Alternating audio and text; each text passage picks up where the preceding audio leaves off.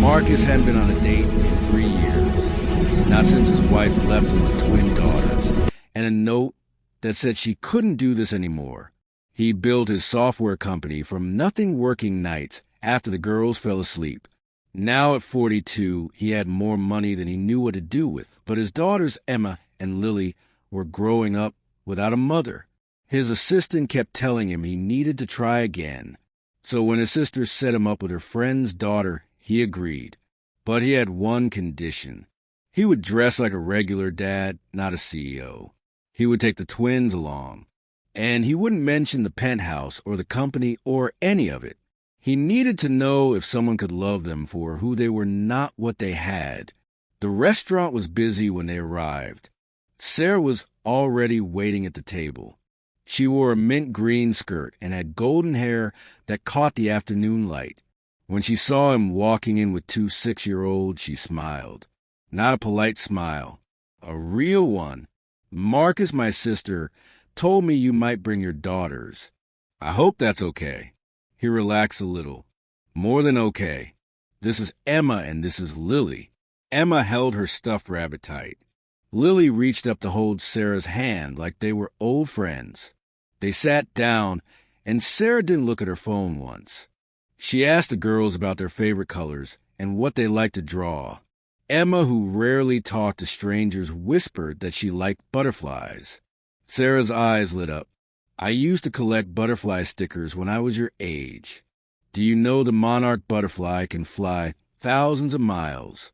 Emma's face opened up in wonder.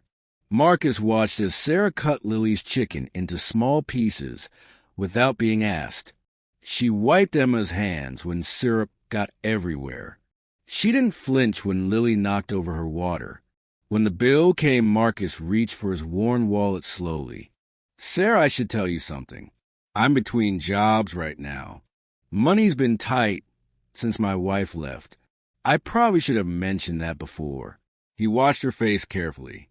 Sarah looked at him for a long moment. Then she looked at the girls who were coloring on their placemats. "Marcus, I work as a kindergarten teacher. I make barely enough to cover rent. If you're worried about impressing me with money, you can stop. These two are happy and loved. That's worth more than anything." Something caught in his throat. The waiter brought the check. Sarah reached for it, but Marcus stopped her. "I've got it. It's not much, but I can cover this." They walked outside into the golden evening. Emma tugged on Sarah's skirt. "Will you come to our house? We can show you our room." Sarah looked at Marcus. "If your dad says it's okay." Marcus nodded. The girls ran ahead on the sidewalk. Sarah walked beside him, quiet for a moment. Then she said, "My mom raised me alone after my dad died. We didn't have much. But she taught me that kindness costs nothing, and that real wealth is measured in different ways." When they got to his building, Sarah didn't say anything about the doorman, or the marble lobby, or the private elevator. But when they stepped into the penthouse, her eyes went wide. The floor-to-ceiling windows overlooked the entire city. "Marcus," he turned to face her. "I'm sorry. I needed to know. My ex-wife, she loved the lifestyle, but she didn't love us. One day, she just couldn't pretend anymore. I had to know if someone could see past all this." Sarah was quiet. The girls ran to their room, calling for her to come see. She didn't move. "I understand why you did it, but I need you to understand something too." She met his eyes. "I would have shown up the same way whether you were broke or a billionaire, because your sister told me you were a good father, and that's all I cared about." Marcus felt something break open in his chest. "I believe you." Sarah smiled then. "Good. Now let's go see those butterflies Emma was talking about." Over the next few months, Sarah came by every weekend. She taught the girls to bake cookies.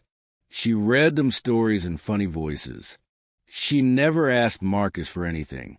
One Saturday morning, Emma crawled into his bed early. "Daddy, do you think Sarah could be our mom? Not replacing Mom, but like a new mom." Marcus pulled her close. Would you like that? Emma nodded against his chest. She makes you smile again. You stopped smiling when Mom left, but now you smile all the time. That afternoon, Marcus took Sarah to the roof garden. The city spread out below them. Sarah, I need to tell you something. She turned to him. The girls asked if he could be their mom. I told them I'd have to ask you first. Tears filled her eyes. I never thought I'd have children. I'd made peace with it. But those two, they become my whole heart. Marcus took her hand. I'm not asking you to save us. We're not broken anymore. I'm asking because we want you. Because you make us better. Because coming home to you feels like the life I was supposed to have all along. Sarah kissed him softly. Yes, 1,000 times yes. 6 months later, they got married in the same restaurant where they first met. Emma and Lily wore matching pink dresses. Sarah wore a simple white dress that made her look like sunlight. When the officiant asked if anyone objected, Lily stood up on her chair. Nobody better. Sarah's our mom now. The whole restaurant laughed. Marcus looked at his wife and daughters and felt wealthy in ways that had nothing to do with money. Sarah had taught him that the best things in life can't be bought. They have to be built with patience and kindness and time. And that sometimes the greatest love stories start with the smallest act of faith, showing up exactly as you are, and hoping that's enough. If this story touched your heart, please share, and subscribe. Leave a comment telling us about a time when someone saw the real you and loved you anyway. Your story matters.